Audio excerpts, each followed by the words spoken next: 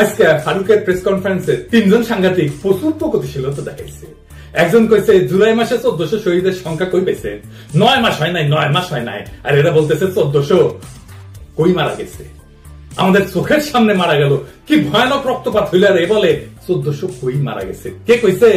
এই দুইজন এই প্রশ্ন করছে, ফজলে রাব্বি বিশেষ প্রতিনিধি এটিএন বাংলা আর রহমান মিজান দীপ্ত টিভির সিনিয়র রিপোর্টার। আপনাদের 1400 মানুষ মৃত, অবশ্যই যখন এই 1400 সংখ্যাটা তো একটা আপনার কাছ থেকে যারা পলিটিক্যাল রেজরিক বলছে তারা 1400 বলবে। I'm talking about United Nations report. Hey, please do some research. I'm talking about UN report. আমাদের যে Please do your own research. Check. Man, please do your own research. Yeah. আপনি বললেন যে well informed question with please. Yes. আপনি বললেন যে 1400 মানুষ যিনি খুন করেছেন। কারণ কথা হচ্ছে আপনি কিভাবে বুঝলেন যে একজন মানুষ 1400 মানুষকে খুন করেছে? এটা তো কোর্ট বলবে, কোর্ট ভার্ডিক্ট করবে। আপনি এরকম একটা বায়াস দুই কইছে জুলাই মাসে 1400 শহীদের কথা আপনি কইলেন কেন? এই সংখ্যা কোথায় পাইছেন এবং কোন যুক্তিতে আপনি হাসিনাকে খুনি কইতেছেন? আদালত তো এখনো রায় দেয়নি। আমরা কি আদালতের রায়ের আগে খুনি বলতে পারি? আসেন এই বিষয়টা বুঝে দেখি। বিচারের আগে খুনি বলা যাবে না, এটা অতি ভুল ধারণা। বিচারে খুনি বলা যাবে না, এটা ঠিক না। খুনের মামলা যখন হয়, মামলার বাদী আসামিরা খুনি বইলা দাবি করে বইলাই খুনের মামলাটা দেয়। কাউকে খুনি বইলা আপনি সির্ফ বাদী পক্ষ হইলেন, তার বেশি কিছু না। খুনি বইলা কেউ দাবি করতেছে বইলাই জাস্টিসের কথা আসে, বিচারের কথা আসে। বিচারের বেকসুর খালাস পাইলেও বাদী খুনি কইতে পারে, আপিল করতে পারে, বিচারের ব্যাপারে প্রশ্ন তুলতে পারে, ইনসাফের কথা বলতে পারে। প্রশ্ন তুলতে পারে জন্যই আপিল করে, করতেও পারে। কিন্তু সরকার কি পারে? পারে। রাষ্ট্রের মুখ হিসাবে পারে। সরকার হইতেছে রাষ্ট্রের মুখ, কারণ রাষ্ট্র বাদী হইতে পারে, খুনের মামলা দিতে পারে, ট্রাইব্যুনাল তো তাই দিতেছে। রাষ্ট্রের মুখ হিসেবে সরকারের দাবি ঠিক কিনা এটা দেখবে আদালত। রাষ্ট্রের একটা অংশ সরকার, আদালতও আর একটা অংশ। আদালত সরকারের অধীন না, বরং সরকারও আদালতের বিচারের এখতিয়ারের ভিতরের জিনিস। রাষ্ট্র বাদীও হইতে পারে, বিবাদীও হইতে পারে। তার এই হাসিনারে খুনের আসামি কইয়া রাষ্ট্র মামলা করার মানে হইল রাষ্ট্র তারে খুনি বইলা দাবি করতেছে, আদালত যেটা বিচার করবে, জাজমেন্ট দেবে। ফারুকি হাসিনারে খুনি দেখা বাদী পক্ষ হয়েছে। শহীদ পরিবার আর গাজীদের দাবিও তাই, রাষ্ট্রবাদী হবে, কারণ জনতার উপরে হামলা মানে তো খোদ রাষ্ট্রের উপরে হামলা। আর এই লোকটা বাসার চ্যানেল আয়ের সিনিয়র রিপোর্টার, এই লোক কইছে জাতীয় ঐক্য কিভাবে হবে যদি শোভাযাত্রা আপনার হাসিনার এফিসি রাখেন। তাহলে ফ্যাসিবাদের একটা মূর্তি যে ওখানে করলেন, সেই বিষয়টাকে আপনি কিভাবে দেখছেন যে এটা কি ঐক্য হলো? কার সাথে ঐক্য? কারো ঐক্য না, সরি, আর বলছি যে মানে আমরা সুন্দর জায়গাতে গেলাম নাকি আরো অসুন্দরকে বেশি দিন দীর্ঘায়িত করবো? আচ্ছা, জাতীয় ঐক্যের পার্ট হাসিনা নাকি? হাসিনার দল কি জাতীয় ঐক্যের অংশ? না। ফ্যাসিস্টের সাথে ঐক্য হয় না, ফ্যাসিস্টকে কোনো স্পেস দেওয়া হয় না, দুনিয়া কোথাও দেওয়া হয় নাই, আমরাও দেব না। ফ্যাসিস্টরা আমাদের স্পেস দেবে, ওদের স্পেস দেবে। সকাল সন্ধ্যা বাস ঢুকামো, বাস খাড়া কইরা 2 বার। তো এটা আমার তো অশ্লীল জবাব। আমার ক্ষুদ্র ভাতার ভগ্নীদের জন্য একটু সুশীল জবাব দেয়া দিই। ফ্যাসিস্টদের স্পেস দেওয়া নিয়ে একটা দার্শনিক আলাপ করে দিই এর সাথে সাথে। এগুলা আলাপ অনেক আগে থেকে হয়ে আছে, নতুন করে বলা লাগতেছে, এটাই আশ্চর্যের কথা। ফ্যাসিবাদ গণতন্ত্রের সুযোগ নিয়ে গণতন্ত্রকে ধ্বংস করে। এরা গণতান্ত্রিক অধিকার যেমন মত প্রকাশের স্বাধীনতা, সংগঠনের স্বাধীনতা, এই সমস্ত ব্যবহার কইরা ক্ষমতায় ওঠে, তারপর সেসব স্বাধীনতাই নিষিদ্ধ করে দেয়। হিটলার মুসলিনি দুইজনই গণতন্ত্রের সুযোগ নিয়ে ক্ষমতা আসছিল, তারপরে গণতান্ত্রিক প্রতিষ্ঠান ধ্বংস করছে। তাই ফ্যাসিস্ট মতাদর্শকে সহনশীলতার নামে জায়গা দিলে তারা সেই সহনশীল ব্যবস্থাকে ধ্বংস করে দেয়। কার্ল পপারের একটা লেখা আছে প্যারাডক্স অফ টলারেন্স নামে, ওখানে লিখছে যাদের লক্ষ্যই হচ্ছে বাক স্বাধীনতা, গণতন্ত্র ধ্বংস করা, তাদের বাক স্বাধীনতার অধিকার নাই। সহনশীলতার একটা সীমা থাকতে হয়। কার্ল পপার বলছিলেন যদি আমরা অসহিষ্ণুতার প্রতি সীমাহীন সহনশীলতা দেখাই তাহলে সহনশীল সমাজই ধ্বংস হয়ে যাবে। অসহিষ্ণু মতাদর্শকে বরদাস্ত করা মানে শেষে সহনশীলতার জায়গাটা নষ্ট হবে। উনি ইংরেজিতে কইছিলেন unlimited tolerance must lead to the disappearance of tolerance. ইংরেজি যেহেতু কইছে ঠিকই গেছে, তাই না? কার্ল পপার আরো কইছে সহনশীল সমাজ টিকে থাকতে চাইলে অসহিষ্ণুতার প্রতি অসহিষ্ণু হইতে হবে। ফ্যাসিস্টদের সাথে খোলা বিতর্ক করলে তারা মুক্ত সমাজের নীতিকে নিজেদের স্বার্থে ব্যবহার করে। উনি ইংরেজিতে কইছেন if you extend unlimited tolerance even to those who are intolerant, if you are not prepared to defend a tolerant society against the onslaught of the intolerant, then the tolerant will be destroyed and the tolerance with them. তার মানে ফ্যাসিস্টদের মত প্রকাশের স্বাধীনতা বলে জায়গা দিলে সেই জায়গা ব্যবহার করে সহিষ্ণুতাকেই শেষ করবে। তাই সক্রিয়ভাবে প্রতিরোধ করাটাই ইনসাফ। ঘৃণার রাজনীতিকে কথা বলার মঞ্চ দেওয়া মানে ঘৃণাকে সামাজিক স্বীকৃতি দেওয়া। এটা তো আমরা করবো না। এই সাংবাদিকদের কিছু বলবো না, কারণ এদের অনেকেই তক্কে তক্কে আছে যে সে বলবে আমি স্বাধীন সাংবাদিকতা করতে পারতেছি না বাংলাদেশে, তারপরে অ্যাসাইলাম মারবি। তো তাই এগুলো মালিক পক্ষরে ধরা লাগবে। যেমন ধরেন এটিএন মাহফুজ, ওরে সাগরণী হত্যা মামলায় 7 দিনের রিমান্ডে নেন, সাইজ হয়ে যাবে, রুলারের মতো সোজা হয়ে যাবে। এখন পুলিশের কবি দাদা হামগ্রে না পছন্দ করে না, তাই বলে শাস্তি দিবেন। ওই আশা যদি গান গাওয়া শুরু করে তাহলে তো আমরা গেছি, ওভারে ইনকাম ট্যাক্স ফাইল ধরে টান দিবেন। এদের প্রত্যেকটার নামে দুদকে ফাইল করলেন টাকা পাচারে। বাংলাদেশের সব কয়টা এলিটের টাকা পাচারের ট্রেস বাই করতে পারবেন। 90% কেসে আপনি পাবেনই খুঁজে, শিওর থাকেন। কিন্তু করতেছেন কি? ধরতেছেন ইরেজ জাকের। যে ইরেজ জাকের জুলাই বিপ্লবের পথে নামিছে, তার পিছে লাগিছে। যে সর্বান্তকরণের লড়াইয়ের পক্ষে তারা আপনি শত্রু বানাইলেন। বাংলাদেশের এলিট কয়জনের ইরেশের মতো রোল ছিল? হাসিনা না পালাইলে ইরেশের এশিয়াটিক বন্ধ করে দিত, ইরেশকে জেলে পড়তো, আর তার নামে হত্যা মামলা দিলেন। যেই সমস্ত সংস্কৃতি কর্মী জুলাইয়ে ভয় উপেক্ষা করে মাঠে নামছে, তাদের কাউকে ডিস্টার্ব দিবেন না, ওরা আমাদের ভাই। এইটারে আমার রিকোয়েস্ট বলতে পারেন, এখন রিকোয়েস্ট করলাম। কিন্তু আমি যদি টের পাই কোন দূরভিসন দিয়ে আছে এর পিছনে, তাহলে করে খায়া ফেলবো তারে। আপনি এশিয়াটিকের বিরুদ্ধে তদন্ত করেন, এমনকি দেশের বিরুদ্ধে তদন্ত করেন, কোনো অসুবিধা নাই। অপরাধ হয়ে পাইলে বিচার করেন, কেউ বাধা দিবে না। কিন্তু ধরতক্তা মার পেরেক করে প্রতিষ্ঠান ধ্বংস করবেন, এটা মানা হবে না। ভুয়া মামলা দেবেন, মানা হবে না। আসাদুজ্জামান নূর এশিয়াটিকের কেউ না। এই কালচারাল এরিয়াতে যারা আছে তারা সবাই আসাদুজ্জামান নূর না, তার কোনো শেয়ারও নাই এখন এশিয়াটিকে। কিন্তু এই কালচারাল দুনিয়ায় ফ্যাসিবাদের সাথে অনেকে সংশ্লিষ্ট ছিল বলে অনেকের অভিযোগ আছে। এই কালচারাল দুনিয়ায় ফ্যাসিবাদ ইস্যুকে কিভাবে ডিল করবেন আসেন এই যে একটু আলাপ করি।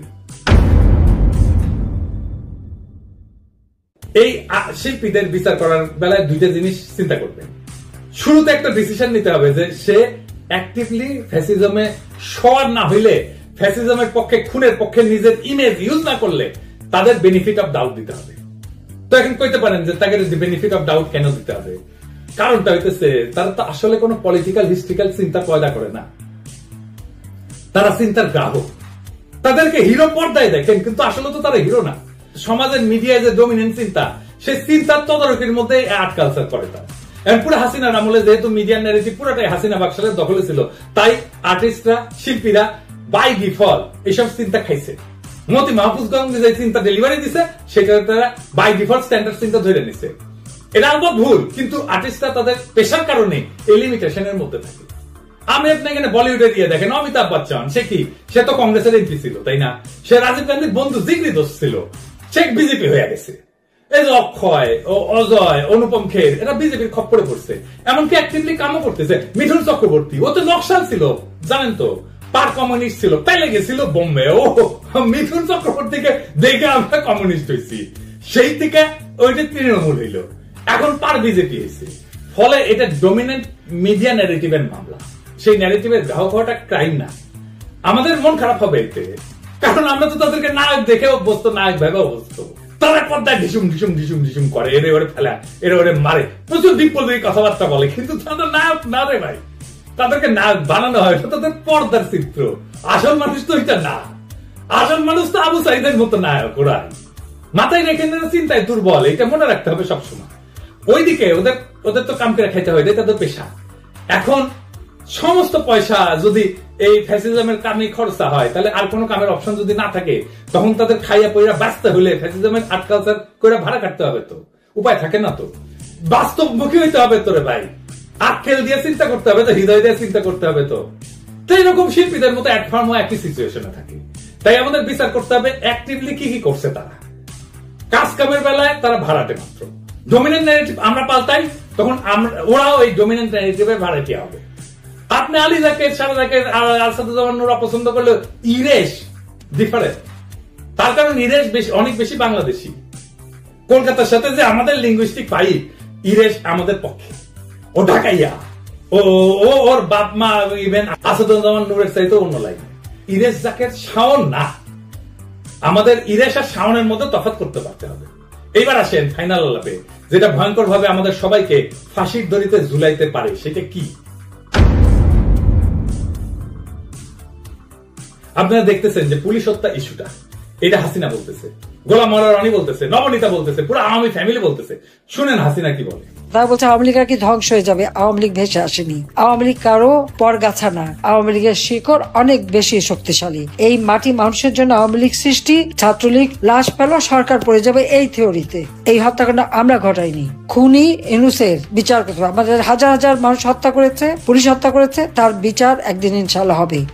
এই পুলিশ হত্যার মামলার বিষয়টাকে পাত্তা দিতে হবে, এটাকে সিরিয়াসলি নিতে হবে, হালকাভাবে উড়াই দিতে চলবে না। কারণ এই প্রশ্নটা জুলাই বিপ্লবের আইনি ভিত্তি নিয়ে, এটা ফয়সালা করাটা খুব জরুরি। আর ফয়সালা করতে গেলে আওয়ামী লীগের লিগাল স্ট্যাটাসের মুখোমুখি আসবে সরাসরি। এই প্রশ্ন ফয়সালা করতে দিতে চায় না কারা, চেনে এনেদেরকে। এরা হইল 5 থেকে 8 আগস্টের 72 ঘন্টায় জন্মানো এই যে সেটেলমেন্ট, এলিট সেটেলমেন্ট হইল এরা। এদের নাম হইতেছে ডিপ স্টেট, ছদ্মবেশী ব্যুরোক্রেট, সাংস্কৃতিক গডফাদার, মিডিয়া ব্যবসায়ী, হাসিনার অলিগার্ড, আর্মি। কিন্তু কেন তারা ভয় পায় ফয়সালাকে? এই ফয়সালা মানে হইল মুজিবের গড়া মিথ ধরা পড়ে যাবে, বাঙালি জাতীয়তাবাদের গল্প ফাঁস হয়ে যাবে, ভারতীয় মহাসাগরের তীরের খেলাঘরও ভেঙে যাবে। আরো আছে, পুলিশ খুনের মামলা ঝুলাই রাখতে চায় তারা, যেন ভবিষ্যতের বদলা নেওয়ার জন্য একটা স্থায়ী অস্ত্র বানায় রাখা যায়। জুলাই বিপ্লবের বিপরীতে 15 আগস্ট কায়দায় একটা জাতীয় ট্র্যাজেডি বানিয়ে ফেলা যায়, সবাইকে ম্যানিপুলেট করা যায়, জীবনভর ব্ল্যাকমেইল করা যায়। ভেবে দেখতে হবে এই ফয়সালা না হইলে বিপদ কার? বিপদ হবে জুলাই বিপ্লবীদের, আপনার আমার। বেনামি মামলা ইতিহাসের শিয়াল কুকুরের মতো ঘুরতে থাকবে। কখন কে কার শিকারে পরিণত হবে কে জানে, কতদিন আর রক্ষা করা সম্ভব? এখনই এই ফয়সালা চাই, একেবারে আইনের পথে। কিভাবে আসেন সেটা বুঝে দেখি। প্রথমে জুলাই বিপ্লবকে আইনসম্মতভাবে বৈধ এবং হালাল ঘোষণা করতে হবে। কিভাবে করবে? আইন মন্ত্রণালয় দেখবে, সরকার দেখবে। তার আগে হাসিনা সরকারকে দখলদার ফ্যাসিস্ট সরকার হিসেবে রাষ্ট্রীয়ভাবে চিহ্নিত করতে হবে। এর কারণ খুব পরিষ্কার, হাসিনা বাংলাদেশ রাষ্ট্র দখল করছিল, রাষ্ট্রের বাহিনীগুলোকে নিজের মাফিয়া বাহিনীতে রূপান্তর করছিল। আমরা সেই জন্যই 71 বলি দখলদার বাহিনী আমাদের হামলা করছিল, তাই না? পাকিস্তানি বাহিনীকে আন্দোলন স্বাধীনতা ঘোষণা করছে 1971 25 মার্চ। তাই 25 মার্চের পরে যারা আমাদের সাথে যুদ্ধ করছে তারা দখলদার। তাই এইভাবে হাসিনা পুলিশ জনগণের বিরুদ্ধে যুদ্ধ শুরু করছিল। জুলাইয়ে জনগণ নিজেদেরকে রক্ষা করছে, আত্মরক্ষার যুদ্ধ করছে, বেঁচে থাকার যুদ্ধ করছে। জনগণের প্রতিরোধে হাসিনার মাফিয়া বাহিনী পরাজিত হয়েছে। এতে পুলিশের যে সমস্ত সদস্য নিহত হয়েছে তাদের পুলিশ খুন বলে চালানোর কোন আইনি ভিত্তি নাই, তারা ছিল দখলদার বাহিনীর অংশ। এখন প্রশ্ন হচ্ছে, আইনি পথে হাসিনাকে দখলদার এবং ফ্যাসিস্ট ঘোষণা করা যাবে কিভাবে? আসেন বুঝে দেখি। 2024 সালে জাতীয় নির্বাচনকে বেআইনি ঘোষণা করে বাতিল করতে হবে। 14 এবং 18 সালের নির্বাচন অবৈধ, কিন্তু এখন শুধু 24 বাতিলই যথেষ্ট। এবং পলিটিক্যাল থিওরির একাডেমিক ব্যাখ্যায় হাসিনাকে ফ্যাসিস্ট হিসেবে সংজ্ঞায়িত করতে হবে। এই কাজ কঠিন না, কারণ হাসিনার চরিত্রে ফ্যাসিবাদের সমস্ত বৈশিষ্ট্য জল করতেছে। একটা বানাইতে হবে না, একটা বাড়াইতে হবে না, জাতিসংঘের রিপোর্ট আছে। আজ যারা প্রশ্ন তোলে শহীদের রক্ত কোথায়, আজ যারা আজও বলে আদালতের রায় ছাড়া খুনি বলা যাবে না, তারা আজও ফ্যাসিস্টদের জন্য মঞ্চ খুঁজে। তাদের জবাব খুব সোজা, শহীদের রক্ত আমাদের পায়ের নিচে, খুনের গন্ধ বাতাসে, বিপ্লবের আগুন এখনো গল গল করে ফুটতেছে। বিচার আসবে পরে, কিন্তু বিপ্লবের ন্যায় ইনসাফ আগে, আইন পরে, জীবন আগে, শাসন পরে, মুক্তি আগে। আজ যারা সাংবাদিকতার মুখোশ পইরা ফ্যাসিবাদকে বাঁচানোর শখ করতেছে, জাতীয় ঐক্যের নামে খুনিদের কাছে আমাদের জমি বিক্রি করতে চায়, তাদের বলি খতম করে দেব একেবারে। বাকশালের দলবল গুড়াই দেব। এই ফ্যাসিস্টদের কোনো জায়গা নেই, কোনোদিন ছিল না, কোনোদিন থাকবে না। এই লড়াই শুধু রক্তের বদলার লড়াই না, এই লড়াই বাংলাদেশের আত্মার লড়াই। এই লড়াই শহীদের নাম ধরে তাদের শেষ রক্তবিন্দু পর্যন্ত লড়াই। আজ যারা পুলিশ হত্যার বুলি আওড়ায়, যারা এই বিপ্লবের রক্তপাতের মাঝে দখলদার বাহিনীর কান্না কাঁদে, তাদের বলি পুলিশ খুনের মামলা চাইলে আগে স্বীকার করো হাসিনা ছিল দখলদার, হাসিনার বাহিনী ছিল মাফিয়া, এরা ছিল জনগণের শত্রু। জনগণের আত্মরক্ষা কখনো খুন হয় না, জনগণের প্রতিরোধ কখনো অপরাধ হয় না। পুলিশ হত্যা না, এটা ছিল জনগণের আত্মরক্ষার যুদ্ধ। এটা ছিল মাফিয়া রাষ্ট্রের বিরুদ্ধে জনতার শেষ বিদ্রোহ। ফ্যাসিস্টকে স্পেস দেওয়া মানে নিজের কবর খোঁড়া। আমরা সেই কবর খুঁড়বো না, নিজের কবর নিজে খুঁড়বো না। আমরা লড়বো, আমরা জিতবো, এলাহি ভরসা। রক্তে আগুন, আকাশে শপথ, বাংলাদেশ বাঁচবে, বিপ্লব বাঁচবে। সুপ্রিয় দর্শক মণ্ডলী, সম্মানিত দর্শক শ্রোতা, এতক্ষণ আপনারা দেখলেন পিনাকি ভট্টাচার্যের শেখ হাসিনাকে নিয়ে একটা প্রতিবেদন তৈরি করেছেন। আশা করছি এই প্রতিবেদনটা আপনাদের খুবই ভালো লেগেছে। আরো ভালো ভিডিও পেতে এসআই মোল্লা 24 নিউজ ইউটিউব চ্যানেলের সাথে থাকুন। পরবর্তীতে আরো ভালো ভিডিও নিয়ে হাজির হব। ততক্ষণে সবাই ভালো থাকুন, সুস্থ থাকুন, শেয়ার করে এসআই মোল্লা 24 নিউজ ইউটিউব চ্যানেলের সাথে থাকুন। আল্লাহ হাফেজ।